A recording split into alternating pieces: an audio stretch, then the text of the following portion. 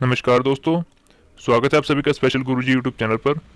तो दोस्तों, जैसा कि आपको पता है कि एसडीएमसी ने 779 कैंडिडेट्स की लिस्ट जारी की है, जिसमें उनको उनकी प्रेफरेंस के हिसाब से एमसीडी अलॉटमेंट हो चुकी है दोस्तों, जिसका पोस्ट कोड है 16/17 और 1/18। तो एमसीडी अलॉटमेंट होने के बाद आगे का प्रोसेस क्या होगा, आपका डॉक्यूमेंट वेरिफिकेशन, आपका मेडिकल टेस्ट, पुलिस वेरिफिकेशन और इसके बाद आपकी ज्वाइनिंग। तो ये क्या क्या स्टेप्स होने वाले हैं इस वीडियो में हम ये जानेंगे। तो शुरू से लास्ट तक इस वीडियो को ज़रूर देखिए दोस्तों, ताकि आप सारे स्टेप्स को देख पाएँ और क्या क्या डॉक्यूमेंट आपको चाहिए इसकी भी पूरी चेकलिस्ट आप देख पाएँ। तो सबसे पहले हम स्टेप्स देख लेते हैं कि एमसीडी अलॉटमेंट के बाद ज्वाइनिंग की तरफ अगला स्टेप क्या होने वाला है।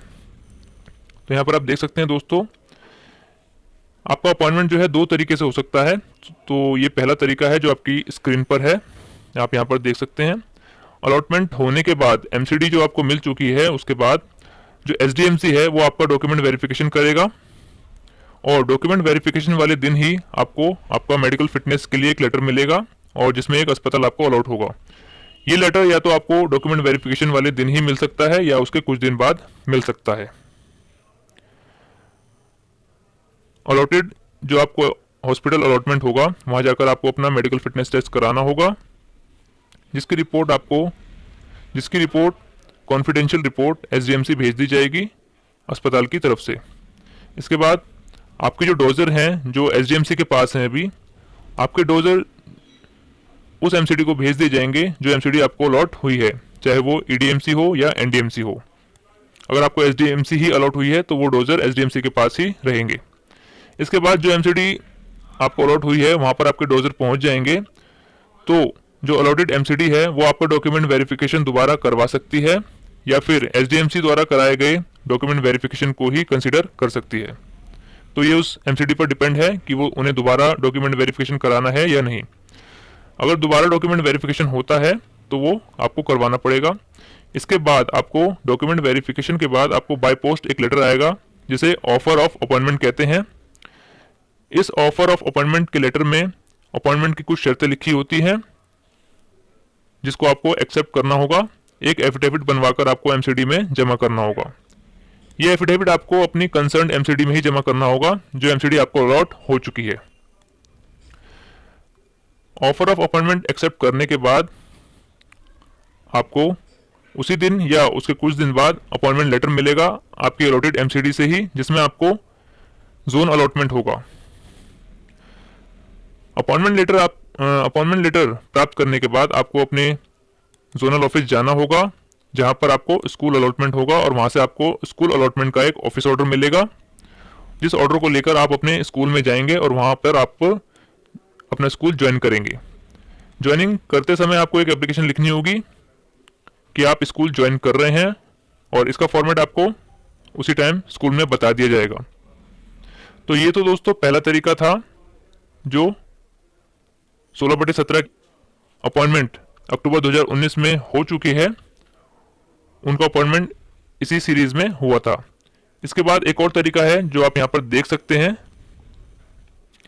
कि एमसीडी अलॉटमेंट के बाद आपके जो डोजर हैं एसडीएमसी द्वारा आपकी अलॉटेड एमसीडी में भेज दिए जाएंगे। तो यानी एसडीएमसी डॉक्यूमेंट वेरिफिकेशन नहीं कराएगा, सीधा आपकी कंसर्न एमसीडी को आपके डोजर दे दिए जाएंगे और सारा प्रोसेस आपकी कंसर्न एमसीडी करेगी। अलॉटेड एमसीडी जो है, उसके बाद अलॉटेड एमसीडी आपका डॉक्यूमेंट वेरिफिकेशन करेंगी और उसके लिए आपको एक लेटर आएगा, जिसे कॉल लेटर बोलते हैं, डॉक्यूमेंट वेरिफिकेशन के लिए। डॉक्यूमेंट वेरिफिकेशन वाले दिन या उसके कुछ दिन बाद आपको मेडिकल का लेटर मिलेगा और उसमें एक अस्पताल अलॉट होगा, जहां पर जाकर आपको अपना मेडिकल टेस्ट करवाना होगा, जिसकी रिपोर्ट कॉन्फिडेंशियल रिपोर्ट अस्पताल द्वारा आपकी कंसर्न एमसीडी को भेज दी जाएगी। इसके बाद आपको कंसर्न एमसीडी से ऑफर ऑफ अपॉइंटमेंट मिलेगा, जिसको एक्सेप्ट करने के लिए आपको एक एफिडेविट बनवाकर जमा करना होगा और ऑफर ऑफ अपॉइंटमेंट एक्सेप्ट करने के बाद आपको एक अपॉइंटमेंट लेटर मिलेगा, जिसमें आपको जोन अलॉटमेंट होगा और फिर जोनल ऑफिस जाकर आपको स्कूल अलॉटमेंट होगा, वहां से आपको ऑफिस ऑर्डर मिलेगा। ऑफिस ऑर्डर जोनल ऑफिस से प्राप्त करने के बाद आपको अपने अलॉटेड स्कूल में जाकर रिपोर्ट करना है और वहां पर एक ज्वाइनिंग एप्लीकेशन लिखकर अपना स्कूल ज्वाइन करना है। तो दोस्तों ये तो था स्टेप बाय स्टेप पूरा प्रोसेस की किस तरीके से आपका अपॉइंटमेंट आपकी ज्वाइनिंग तक पहुंचेगा। आपको डॉक्यूमेंट वेरिफिकेशन के लिए क्या क्या डॉक्यूमेंट की जरूरत पड़ेगी अब वो देख लेते हैं दोस्तों।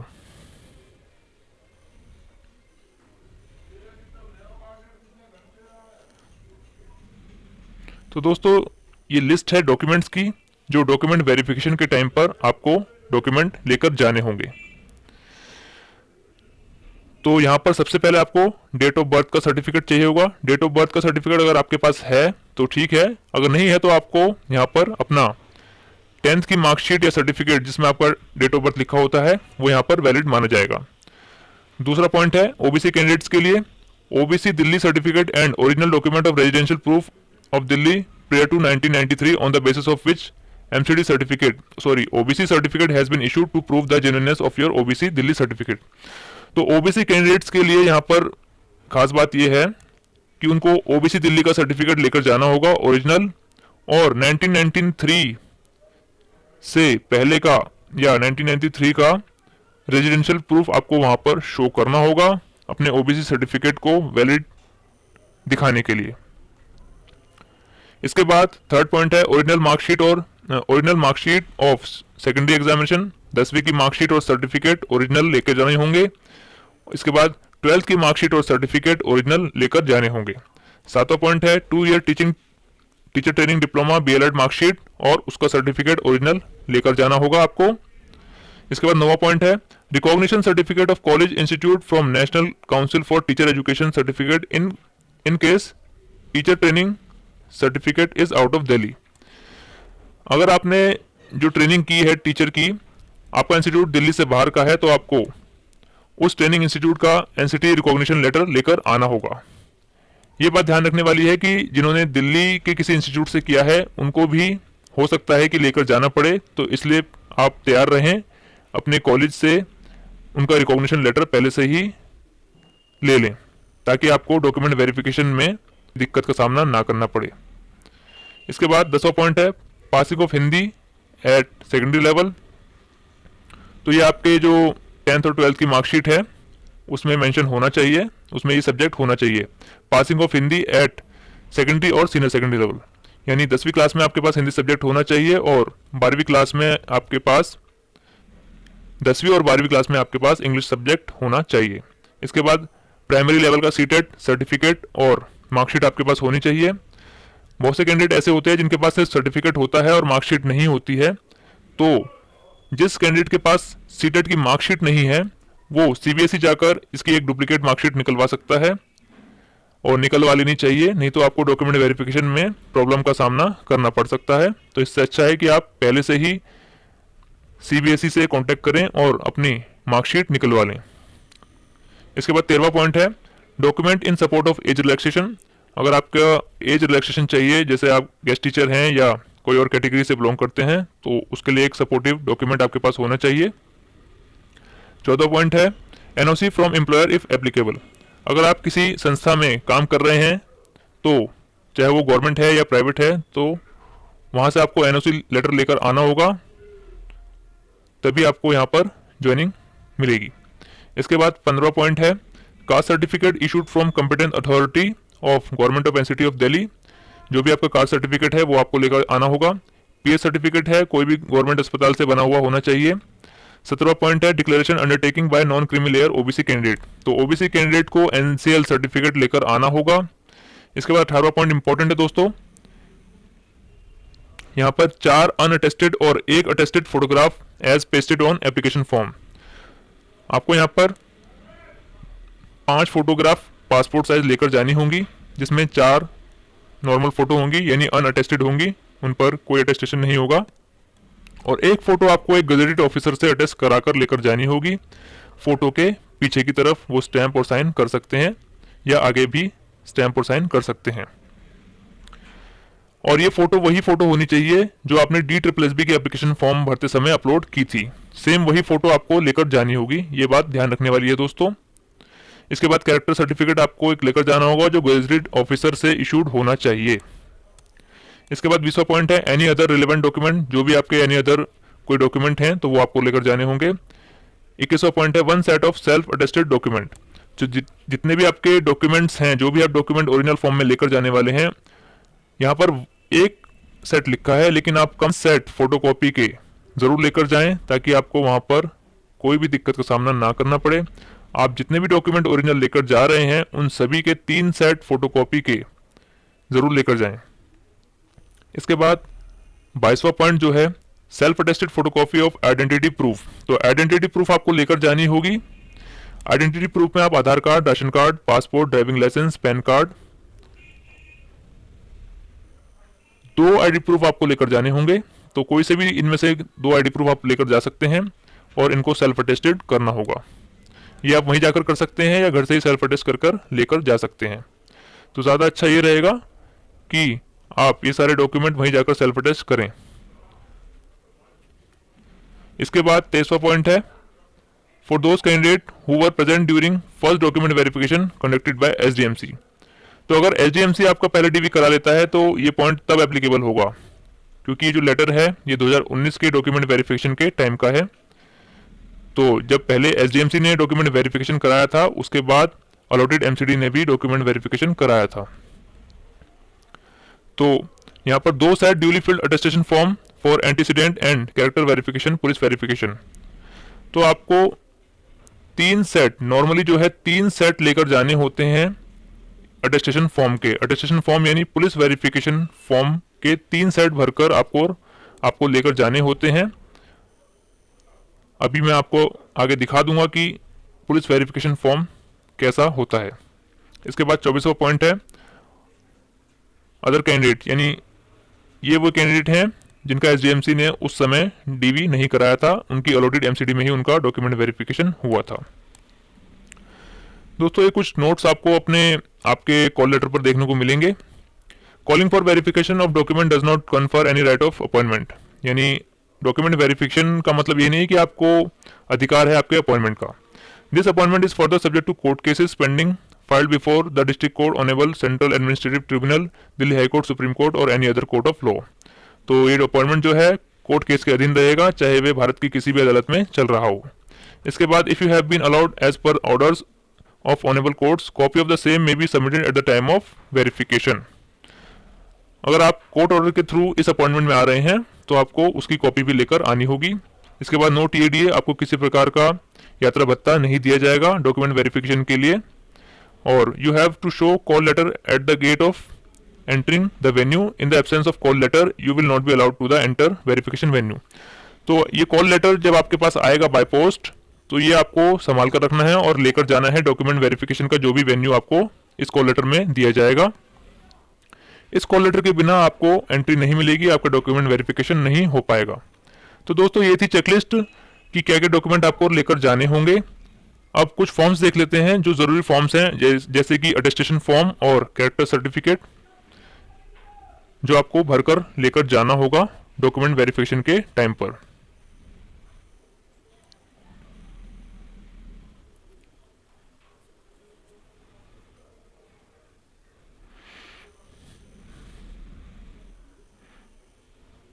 दोस्तों ये है अटेस्टेशन फॉर्म यानी पुलिस वेरिफिकेशन फॉर्म।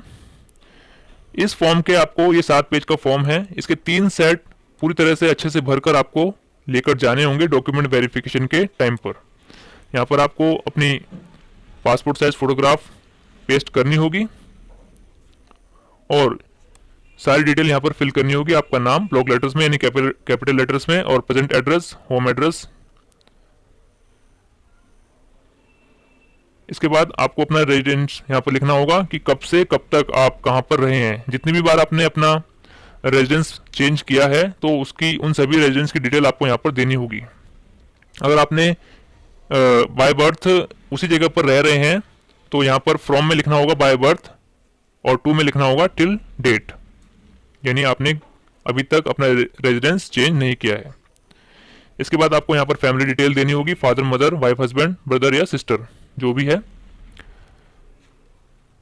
इसके बाद information to be furnished with regard to son and daughter in case they are studying living in a foreign country. तो अगर आपके ऊपर ये एप्लीकेबल है तो उसकी डिटेल यहाँ पर आपको देनी होगी। आपके बेटे या बेटी फॉरेन में अगर पढ़ रहे हैं तो उसकी डिटेल यहाँ पर आपको देनी होगी, अगर नहीं पढ़ रहे हैं तो नॉट एप्लीकेबल यहाँ पर लिखना होगा। इसके बाद नेशनैलिटी लिखना होगा, date of birth, present age, age at matriculation यानी 10वीं पास करते समय आपकी एज क्या थी, place of birth, district and state in which situated. इसके बाद district and state which you presently belong और district and state which your father originally belong. Religion लिखना होगा और आपकी कैटेगरी जो भी आपके ऊपर एप्लीकेबल है वो लिखनी होगी, और कास्ट लिखनी होगी, और जो भी आपके यहाँ पर कैंडिडेचर है वो यहाँ पर आपको लिखना होगा। इसके बाद education qualification showing places of education with years in school and colleges since 15th year of age. तो यहाँ पर आपको अपने 10th 12th और डिप्लोमा तक की यहाँ पर आपको क्वालिफिकेशन की डेट ऑफ एंट्रेंस और डेट ऑफ लीविंग और एग्जामिनेशन पास्ड, तो यहाँ पर आपको लिखना होगा जहाँ से आपने 10वीं क्लास पास की है। एग्जामिनेशन पास्ट में यहाँ पर आएगा 10th, और नेम ऑफ जिस स्कूल से आपने पास की है 10वीं क्लास वहाँ पर यहाँ नेम ऑफ स्कूल में उसका नाम आएगा, और डेट ऑफ एंट्रेंस यानी आपका एडमिशन का जो डेट है वो यहाँ पर आएगा, और 10वीं क्लास आपका जो रिजल्ट की डिक्लेरेशन डेट है 10वीं क्लास की डेट ऑफ लीविंग में वो यहाँ पर आएगी। ऐसे ही 12वीं क्लास का आपको भरना है, और उसी प्रकार आपने जो टीचर एजुकेशन का डिप्लोमा किया है उसकी डिटेल यहाँ पर आपको भरनी है। जो डिटेल आपको समझना है तो उसको खाली छोड़िए, डॉक्यूमेंट वेरिफिकेशन वाले दिन ही वहां पर ऑफिसर से पूछकर उसको भरिए। इसके बाद अगर आप किसी स्टेट गवर्नमेंट या सेंट्रल गवर्नमेंट में वर्किंग हैं तो उसकी डिटेल आपको यहाँ पर देनी होगी। इसके बाद ये कुछ पॉइंट्स हैं, यहाँ पर आपको सब में नो भरना है अगर, लेकिन ये ध्यान रहे दोस्तों इस फॉर्म में जो भी इंफॉर्मेशन आप देने वाले हैं वो बिल्कुल सच होनी चाहिए। किसी भी तरह की डिस्क्रिपेंसी होने पर उसके जिम्मेदार आप खुद होंगे, क्योंकि ये पुलिस वेरिफिकेशन का फॉर्म है। तो जो भी बात आपको पता है आपके बारे में वो यहाँ पर आपको सच सच बतानी होगी। तो ये सारे पॉइंट्स हैं, इन पॉइंट्स को पढ़कर आपको उसमें यस और नो फिल करना होगा। इसके बाद 13वां पॉइंट है name and address of 2 responsible person of your locality और 2 reference to whom you are well known. तो यहाँ पर 2 लोगों की विटनेस के तौर पर यहाँ पर आपको नाम और एड्रेस लिखना होगा जो आपके मोहल्ले में रहते हैं और आपको अच्छी तरह से जान। पुलिस वेरिफिकेशन के टाइम पर जो ऑफिसर आपके पास पुलिस वेरिफिकेशन के लिए आएंगे तो उस टाइम पर उन दोनों लोगों से बातचीत की जाएगी। इसके बाद दोस्तों ये आइडेंटिटी सर्टिफिकेट है। जैसा कि मैंने आपको बताया कि इस अटेस्टेशन फॉर्म के 3 सेट आपको भरकर लेकर जाने होंगे। तो 7 पेज का एक फॉर्म है और 3 सेट आपको लेकर जाने होंगे। ये आइडेंटिटी सर्टिफिकेट है जो एक गजेटेड ऑफिसर से आपको भरवाकर स्टैंप लगवाकर साइन करवाकर लेकर जाना होगा। एक तरह से ये कैरेक्टर सर्टिफिकेट ही है। तो ये तीनों सेट जो हैं एक ही गजेटेड ऑफिसर से आपको अटेस्ट कराकर लेकर जाने होंगे। यहाँ पर आप देख सकते हैं certified that I have known, यहाँ पर आपका नाम आएगा और आपके पिताजी का नाम आएगा फॉर द लास्ट, यहाँ पर कम से कम 5 साल का वो मांगते हैं। तो यहाँ पर आप देख सकते हैं कि फॉर द लास्ट यहाँ पर कम से कम 5 साल का आपको बनवाना होगा ये। And that to the best of my knowledge and believe the particulars furnished by him her are correct. तो यहाँ पर ऑफिसर का सिग्नेचर और उसका डेजिग्नेशन विद स्टैम्प यहाँ पर होना चाहिए दोस्तों, और प्लेस और डेट वो लिखेंगे। ये ऑफिस वर्क के लिए है। इसके बाद in case you had been abroad please furnish the following particulars in full about your passport. तो अगर आपके ऊपर एप्लीकेबल है तो यहाँ पर आपको इसे फिल करना है, एप्लीकेबल नहीं है तो नॉट एप्लीकेबल फिल करना है। तो दोस्तों ये है अटेस्टेशन फॉर्म जिसके 3 सेट आपको भरकर लेकर जाने होंगे, और इसमें जो एक पेज है आइडेंटिटी सर्टिफिकेट ये तीनों फॉर्म्स में होगा, और ये तीनों फॉर्म्स का आइडेंटिटी सर्टिफिकेट आपको एक गजेटेड ऑफिसर से अटेस्ट करवाकर लेकर जाना होगा। ये है अटेस्टेशन फॉर्म। इसके बाद देख लेते हैं दोस्तों कैरेक्टर सर्टिफिकेट। तो दोस्तों ये कैरेक्टर सर्टिफिकेट का फॉर्म है, आप किसी स्टेशनरी की शॉप से भी ले सकते हैं या इसी को टाइप कर सकते हैं। ये भी आपको एक गजेटेड ऑफिसर से अटेस्ट करवाकर विद स्टैम्प लेकर जाना होगा और डेट के साथ। ये अलग से जमा होगा कैरेक्टर सर्टिफिकेट, और अटेस्टेशन फॉर्म के 3 सेट अलग से जमा होंगे।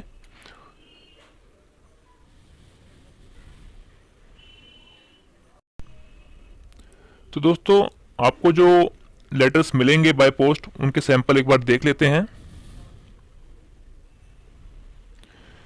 आप यहाँ पर देख सकते हैं दोस्तों, ये ईडीएमसी का ऑफर ऑफ अपॉइंटमेंट लेटर है, पोस्ट कोड है 16/17। तो कुछ इस तरीके का आपको ऑफर ऑफ अपॉइंटमेंट लेटर मिलेगा जो बाय पोस्ट आपके घर पर आएगा। ऑफर ऑफ अपॉइंटमेंट में अपॉइंटमेंट की शर्तें लिखी होंगी, जैसे कि आप यहाँ पर देख सकते हैं दोस्तों। The terms and condition of appointment to the above mentioned post are as under. तो दोस्तों ये कुछ शर्तें हैं जो ऑफर ऑफ अपॉइंटमेंट में लिखी होंगी, और इन सभी शर्तों को आपको एक्सेप्ट करने के लिए एक एफिडेविट जमा करना होगा, जिसका फॉर्मेट मैं इसी वीडियो में आपको दिखाने वाला हूं आगे कि एफिडेविट में आपको क्या लिखवाना है। आप ये पूरा सैंपल देख सकते हैं। अपॉइंटमेंट आने के बाद आपको एक एफिडेविट बनवाना होगा 10 रुपये वाले स्टैम्प पेपर पर।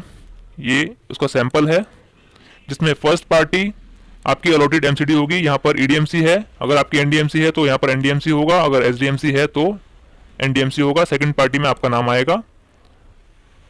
आर्टिकल 5 जनरल एग्रीमेंट है ये। और जो एफिडेविट का जो मैटर है वो आपको ये रखना होगा। सबसे ऊपर आपका नाम, एड्रेस वगैरह आएगा, और इसके बाद I do hereby solemnly affirm and declare as under. तो ये 4 पॉइंट हैं। No criminal case is registered and pending against me in any police station, agency, court as on date in respect of any criminal offence. Second point है that I have never faced any criminal case proceeding for any offence punishable under any law in my whole life. In case this statement is found incorrect, my candidature shall stand cancelled. Third point है that I will not demand for transfer from the school up to 2 years from the date of appointment. आपके appointment के 2 साल तक आप अपने school से transfer नहीं ले सकते हैं। जो स्कूल आपको पहली बार अलॉट होगा 2 साल तक आपको उसी स्कूल में रहना होगा। 2 साल पूरे होने के बाद ही आप वहां से ट्रांसफर की एप्लीकेशन लगा सकते हैं। चौथा पॉइंट है that in case the said undertaking are found false and wrong, the East DMC shall be at liberty to take appropriate action against me, including termination of my service without any notice. तो deponent में आपके sign होंगे दोनों जगह पर। ये जो affidavit आप बनवाने वाले हैं, इसमें आपको 2 विटनेस के नाम, उनका एड्रेस और साइन भी कराने होंगे, जैसे कि आपको पॉइंट 1 और 2 यहाँ पर नजर आ रहा है। तो ये दोनों विटनेस आपके आस पड़ोस के गली मोहल्ले के हो सकते हैं। उनका नाम, उनका एड्रेस, उनका फोन नंबर और उनके साइन यहाँ पर आपको लेने होंगे इसी एफिडेविट में। इसके बाद ये एफिडेविट जमा करने के बाद आपको आपकी कंसर्न एमसीडी के हेड ऑफिस से आपको अपॉइंटमेंट लेटर मिलेगा, जैसा कि आपको यहाँ पर स्क्रीन पर नजर आ रहा है। कुछ इस तरह का आपको अपॉइंटमेंट लेटर मिलेगा, जिसका पोस्ट कोड यहाँ पर दिख रहा है आपको 16/17। तो इसमें भी कंडीशन लिखी है ए और B. The appointment is provisional and shall be confirm after successful completion of probation period of 2 year. 2 साल का आपका प्रोबेशन पीरियड होगा। The appointment is to subject to term and condition accepted by you as per the offer of appointment mentioned above. तो जो भी offer of appointment में शर्तें लिखी थी उसी के आधार पर ये अपॉइंटमेंट दिया जा रहा है आपको। तो इस अपॉइंटमेंट लेटर में आपको एक जोनल ऑफिस मिलेगा, अलॉट होगा। यहाँ पर दूसरा पॉइंट आप पढ़ सकते हैं, accordingly you are hereby posted in dash zone. मैंने यहाँ पर उसको हाइड कर दिया है। तो यहाँ पर आपको जोन अलॉटमेंट होगा, और and directed to report to zonal DD AD for further duties in school. तो ये अपॉइंटमेंट लेटर आपको मिलने के बाद आपको जो जोन अलॉटमेंट हुआ है वहां पर आपको रिपोर्ट करना होगा। आगे बढ़ते हैं। यह है दोस्तों ईडीएमसी का ऑफिस ऑर्डर, जो कि जोनल ऑफिस से मिलता है। तो अपॉइंटमेंट लेटर लेने के बाद आपको जोनल ऑफिस में रिपोर्ट करना होगा, और जोनल ऑफिस में आपको वहां पर स्कूल अलॉटमेंट दिया जाएगा आपके एड्रेस के हिसाब से। तो कुछ इस तरह का आपको ऑफिस ऑर्डर मिलेगा आपके जोनल ऑफिस से, जिसमें आपको जो स्कूल अलॉटमेंट होने वाला है उसका नाम लिखा होगा। आप यहाँ पर देख सकते हैं, in compliance of above mentioned order. यहाँ पर आपका नाम, आपके पिताजी का नाम, is hereby posted to the post of teacher primary at EDMC primary school. आगे स्कूल का नाम होगा, और he she directed to report to the principal of concern school for further duties. तो ये ऑफिस ऑर्डर मिलने के बाद आपको अपने अलॉटेड स्कूल में जाकर रिपोर्ट करना होगा और वहां पर अपनी ड्यूटी को ज्वाइन करना होगा दोस्तों। तो दोस्तों जैसा कि मैंने आपको बताया था कि ड्यूटी ज्वाइन करते समय आपको एक एप्लीकेशन लिखनी होगी, जिसे ज्वाइनिंग रिपोर्ट या ज्वाइनिंग एप्लीकेशन कहते हैं, उसका एक छोटा सा सैंपल यहाँ पर आप देख सकते हैं। आप एप्लीकेशन अपने हिसाब से लिखेंगे, ये सिर्फ एक सैंपल के तौर पर आपको दिखा रहा हूँ मैं। यहाँ पर आप देख सकते हैं कि एप्लीकेशन में आपको लिखना क्या है।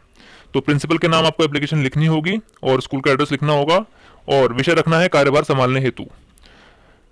तो आपको कार्यालय आदेश क्रमांक, तो दोस्तों यहाँ पर आपको दोनों लेटर के जो क्रमांक हैं आदेश के ऑर्डर नंबर लिखने होंगे। एक तो अपॉइंटमेंट लेटर का ऑर्डर नंबर आपको लिखना होगा, उसके बाद जो आपको ऑफिस ऑर्डर मिला है आपके जोनल ऑफिस से वो भी आपको यहाँ मेंशन करना होगा और लिखना होगा कि आप इस विद्यालय में ज्वाइन करने के लिए प्रार्थना करते हैं, आपको ज्वाइन करने की अनुमति दी जाए, और ज्वाइनिंग की डेट और ज्वाइनिंग का टाइम भी आप यहाँ पर लिखेंगे। इसके बाद आपका नाम, school, ECS ID, BM ID आपको नहीं लिखनी है क्योंकि आपकी ज्वाइनिंग के बाद ही जनरेट होती है। आपका मोबाइल नंबर, ईमेल भी आप लिख सकते हैं। तो कुछ इस तरह की आपको एप्लीकेशन लिखनी होगी ज्वाइनिंग के टाइम पर।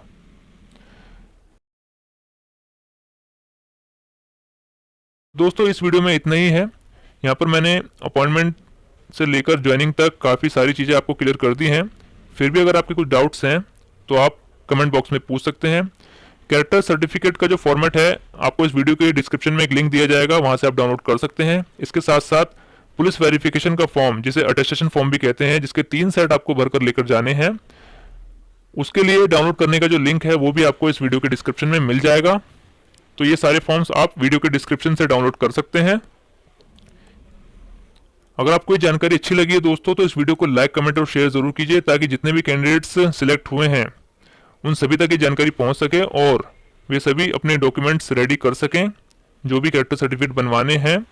और यदि उनके डॉक्यूमेंट में किसी भी प्रकार की कोई कमी है, सबसे ज़्यादा इंपॉर्टेंट है OBC का NCL सर्टिफिकेट बनवाना। तो जो भी OBC कैंडिडेट्स हैं जल्द से जल्द NCL सर्टिफिकेट अपना बनवा लें और कैरेक्टर सर्टिफिकेट बनवा लें सभी कैंडिडेट्स। तो दोस्तों ऑल इंडिया में स्पेशल एजुकेशन और सभी प्रकार की टीचिंग वैकेंसीज की जानकारी के लिए हमारे चैनल को सब्सक्राइब कीजिए। इसके साथ साथ वीडियो की नोटिफिकेशन पाने के लिए बेल आइकन को भी प्रेस कीजिए। धन्यवाद दोस्तों, मिलते हैं आपसे अगली वीडियो में।